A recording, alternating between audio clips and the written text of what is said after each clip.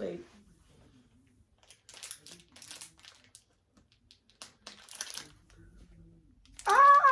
This is why we can't have nice things. I'm gonna get copyrighted.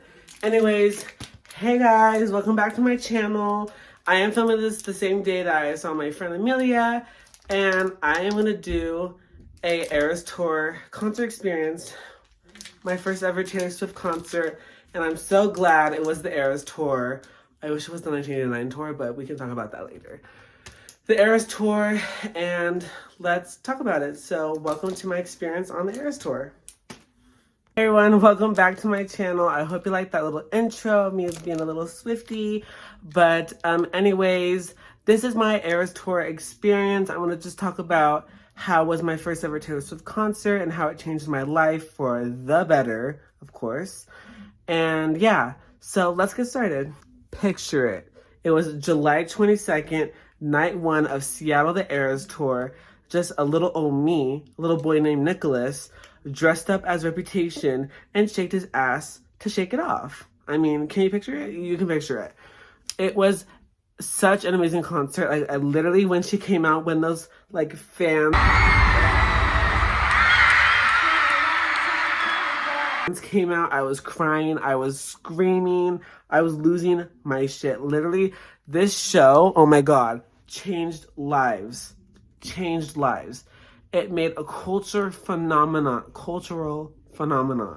Like, literally, this show changed my life. Like, before the show was announced, I was not a Swiftie. When the show was announced, I got tickets on New Year's Day, and I just became the biggest Swiftie in the world. And this tour has been on a TikTok phenomenon, Instagram, literally, grandmas are talking about the Eras Tour. Like, this Taylor Swift makes money moves, and you can clearly tell in the Eras Tour. And okay, let's just break it down. So when she announced it in December, I think after the Midnights era, well, still in the Midnights era, she announced I wanted to go on tour. I'll put it up on the screen right here. And she announced it, and everyone's screaming, gagging. We did not know that there was going to be a Ticketmaster little feud. Like, no one got tickets. Only a couple Swifties got tickets, and then, oops, can't go to the concert. Sorry, we're low on tickets. There's actually no tickets. Ticketmaster really effed people over. I'm pissed about that, but we can talk about that another day. I wrote about it in my journal. Like, that's how pissed I was. Like, Ticketmaster, how could you?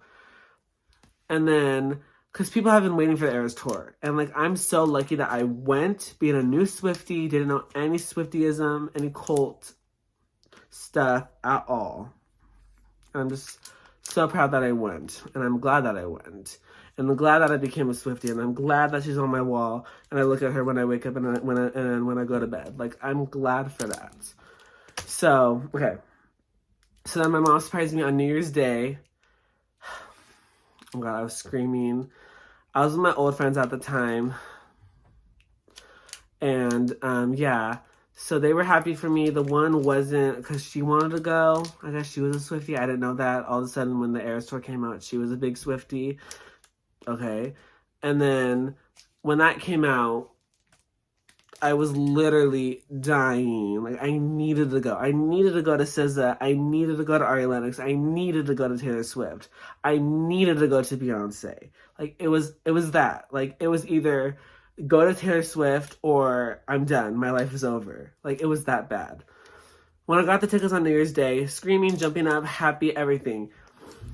I waited. Oh god, my mom's home. Let me be right back. Okay, anyways. Back, got my bag, got my light. Anyways, okay, so where were we? Wait, actually, let me watch the clip so I know where we are. I thought I wasn't gonna get tickets, but I did. Because my mom's friend of a friend was selling tickets. And I was looking up, she said, I really want Nico to have tickets. That's my nickname. I really want Nico to have tickets because he's a diehard, and I wasn't really, at the time, I didn't really know Evermore or Folklore existed. I did a deep dive, bitch. That happened.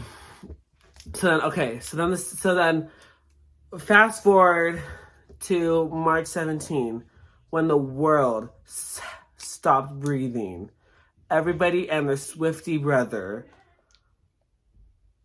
were shaking their boots. They didn't know what was going on. When that clock turned off, when it opened up to the clock spinning at you, it was dark. Then the Lover House, bitch. The first day, I told myself I cannot watch this. I have to wait for my show to be surprised. But obviously, she has 10 albums. I don't know. I only knew like 2. Reputation and 1989. I knew a little bit of Red. I knew a little bit of Fearless. That's all. So I did my research. When the setlist came out on Apple Music, I listened to it fully. Then I was like, oh, Rebecca grew up on the Red Light set. Flew in on her bitch pack friends to the city. I was like, yes, Tay-Tay. You better work on that beat, girl. It was so good. And then, okay, I was like, Folklore, then Evermore. Watch me tolerate it. That happened. I was like, tolerate it. Ooh. Watch your name, Marjorie. On the backlogs and Backlog Street. I hope that's how it goes. Now you were taken from me. Watch this on like that. And I was like, oh my God. And then Shake It Off. Everyone knew Shake It Off. Like everyone and their brother. Even if you weren't a Swiftie, everyone knew Shake It Off. So that happened. Okay, then the next day, I watched every video I could. I saw the fans. I saw Taylor Swift in her Cruel Summer outfit. I saw her Fearless, her Evermore, her Reputation, her Folklore, her 1989. I saw everything, and I was just so excited to watch it. I was literally crying on my phone, watching those fans rise, the crowd singing and screaming. It was amazing. And then I had to wait until my show, March 17th to July 22nd. I had a lot of time. I had a lot of time to study the lyrics. I was only listening to Taylor Swift. I had Beyonce in the back of my mind because I was going to Beyonce. That's another video, my experience at the Renaissance Tour. We have a lot of tea about that. Fast forward to July 21st, the day before Taylor Swift. I was freaking out. I was like, oh my God, my outfit. I was going as Reputation. I'll show you a photo right here. I was going as Reputation. My mom was going to Speak Now. She didn't want to dress up.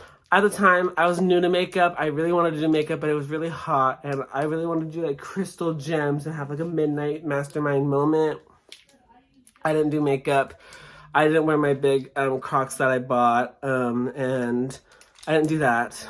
But I did do Reputation, my shirt, and then I did like a glittery overtop layer, and I ate. And at the time, I was a little espresso depresso. Didn't really, I was excited for the tour, but I had anxiety and depression at the same time, so that overkilled it. Okay. We had lunch at 13 Coins. We had lunch at 13 Coins, and then right across the stadium. So then we can hear them practicing. I can hear Gracie Abrams testing, where do we go now? I can hear Haim, I want you back. It was amazing. We went with our friends. Well, my mom's friend, and then her friend, and then her daughter, and then her friend's daughter, friend, whatever. And then that happened. And then, so then we waited in the sun. I was passing out my bracelets that I made. I made hundreds of bracelets. I'm talking like 200 to 300 bracelets. And then I passed that out. People are so nice. This adorable little girl was like, no, thank you, because I don't think she could have strangers. Come in. July 22nd, sorry, my family are talking, but July 22nd, and then we get in. I had anxiety because people were getting scammed about the tickets, and so I was like, oh my God, is our tickets a scam? Am I not going to be able to see my queen on stage? Thank God it wasn't fraud. We got in. That anxiety lifted. Then I was like, okay, it's time to go, bitch. It's time to see Taylor Swift, ho. And so then I saw Taylor Swift. I saw Mother. Right, before that. My mom, she was feeling a little under the weather because it was hot, and she was in remission for her cancer, and that's another story. She was in remission for her cancer, so then she went to the bathroom. She was walking a little slow, and then I was like, okay, that's not my mom. Like, she walks with a pace, and then with a pace, not pace, but with like an average walking pace. And then she went to the bathroom, and then she came out and she said, I feel drenched. Like, everything is on me is drenched. Like, it's wet. And then, so then we go to the security. We're like, when can we go in? Because we need to sit down. It's hot. We need water. We need Coke. We need popcorn. We need tea. And that happened. And so then she fell to the ground. She almost fainted. Like, at Taylor Swift, like, girl, like, it's horrible. Thank God the paramedics were coming out of the stadium, and they helped my mom. So she kind of fainted. Her blood sugar her blood pressure was low or whatever. But they got help. She got her water. She drank her, it's those drinks at Costco that like are like energy booster. You know what I'm talking about. Anyways, it's those like energy drinks. They have like pink grapefruit, coconut, whatever, pineapple. So she got that, and then we went to the stadium. You can hear Moves by Suki Waterhouse. I was like, oh my god, bitch, we are here. We saw the stage. We saw the crew coming back and forth. We raced up to go get merch. I got the blue cream and egg, bitch. And then I got that. So then I got the white shirt. I got the gray, not hoodie, but crew neck thingy with like, or like the half zip. I got this. I got the poster. I got bags. Like, literally, like, Taylor Swift decked me out, girl. And that happened. Okay, then we're waiting. So then I went up to go get water because we were a little thirsty and to get a little snack. And then I can hear 24th Street. That's Gracie Abrams' song. And I was like, fuck, I'm missing Gracie Abrams. So I was in the front of the line. I was like, I'm sorry, I had to go see my queen. And so I raced down to our section. And then I just, oh my god, I could just like picture it already. Like, I was literally like, I was like,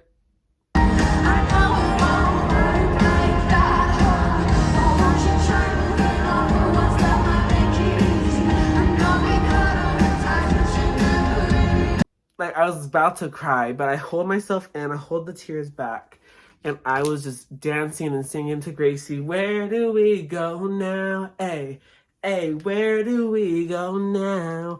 And that happened. And so then I have a video, and I have pictures, and she looked gorgeous, like Gorgina. And then my mom went to go get the waters finally, and she got us Din Tai Fung, I think. And then Haim came on, and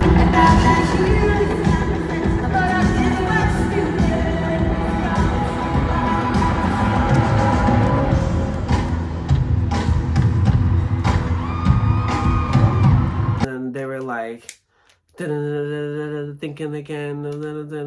Last time I said I would do it right. We will not be friends. Cannot be friends. Like that song. And I was like, yes, hon, come on now, queen. I was by myself. I watched time by myself because my mom had to go get the stuff. And then it was time for, oh, my mom's texting me. Oh my god, I'm back, girl. Okay, picture it. Don't tell me what to do. Don't tell me. The clock came on. Everyone is screaming, panting, hiving, heaving. I had hives. I was literally like, oh my god, I'm about to see Taylor Swift. I'm about to see Taylor Swift. I'm about to see Taylor Swift. That was in the back of my mind. And then the clock stopped. It went dark. Well, it wasn't dark because it was still light outside. But then, boom. It's been a long time coming. Zoom. Ba-da-boom. It's been a long time. I was literally, I could feel my heart like boom, boom. It's been a long time. Boom, boom, coming. And I was literally panting. Like, I was like, literally, I was a dog. And then I was literally like, tears were coming down my face. Like, I was like, I couldn't see because it was so watery. And I just remember, like, finally, like, my anxiety left me, my depression left me, all the bullshit with my ex-friends, that left me. Just, like, I'm there in the moment. and I could just enjoy it. This is your moment, Nico. You have waited months to see this girl perform, and you're there. And when she came out, when she was like, it's been a long time coming, but boom, it's you and me, and that's my whole world. I was like, listen, you can hear the girl behind me. She was having a whirl, girl.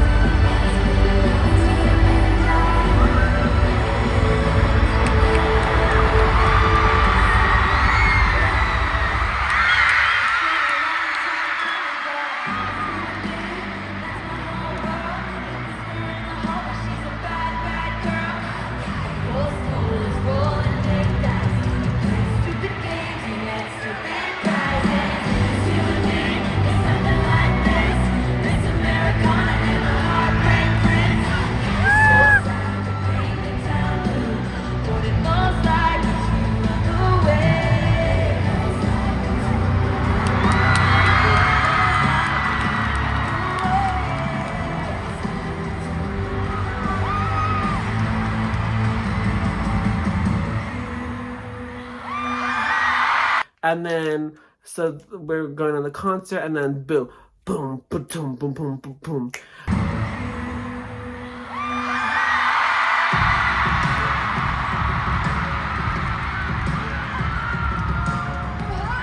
Fever Dream High, and everyone was dancing, everyone was shaking their ass, like Lover was good, then it faded into Fearless, then it was Evermore, and my mom filmed Tolerate It for me. She was like, Tolerate It. She was throwing the cups, throwing the knives, throwing the utensils. I was like, yes, bitch, you better throw that candle, hoe.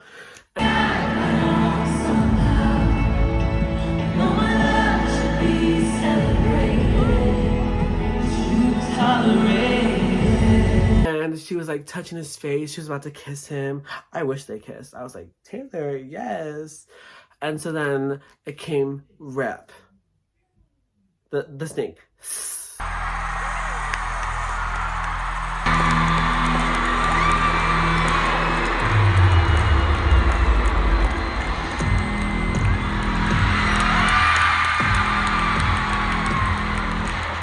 Like a bitch. The girl behind me was like, it's your moment, because I was Rep and she was Debut, and she was like, it's your moment, bitch, you better shine, hoe. And when she was walking out, boom, boom, boom, boom, boom, boom. Are you ready for it? And then everyone's like, baby, let's the games begin. Let games begin. Everyone is going off. We got ghetto up in Lumen Field. Like, it was literally ghetto. Like, it was literally hood ghetto. And I just remember, like, oh my God, like, bitch. And so that happened. And then it faded into Speak Now. Then it went to Red. Then it was 1989 when she came out from Style.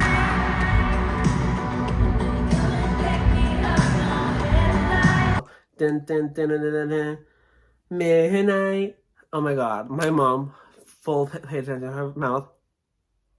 Like, the Swiftie dads, they were shook when she came out in that two-piece. I was like, you better work, queen.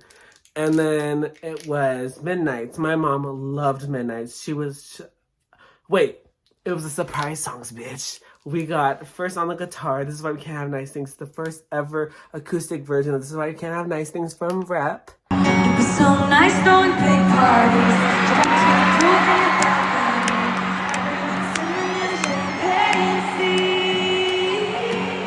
And then we got Everything Has Changed on the piano. Everything has changed. All I know since don't know like coming home. Oh, that song. And then it was Midnights. My mom lived for Midnights. She was slaying on Midnights. My mom's...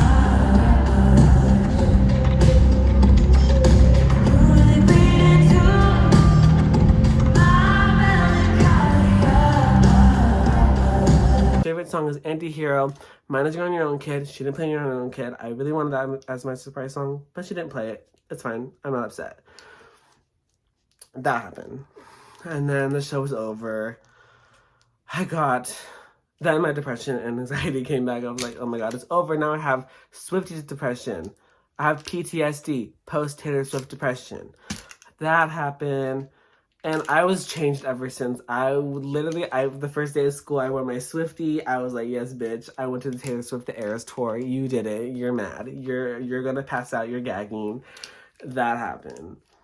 And yeah, so that was my experience. And I just enjoyed every single bit of it.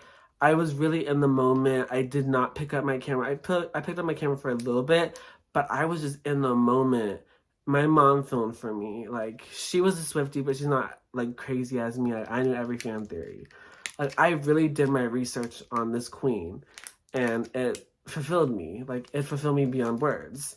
So, I suggest, if you have the chance to see her in Europe, the UK, Tokyo, Japan, Toronto, Vancouver, I suggest you really go see her because she is an amazing person. Even if you don't like the music, you're there for the show. You're there for the experience. It's amazing. And that was my Taylor Swift experience. I hope you guys enjoyed it as much as I did. I love talking about it. I will keep on talking about it. I'll probably cry myself to sleep knowing that I went to see the Eras Tour. And yeah, I will see you guys in the next one. Goodbye.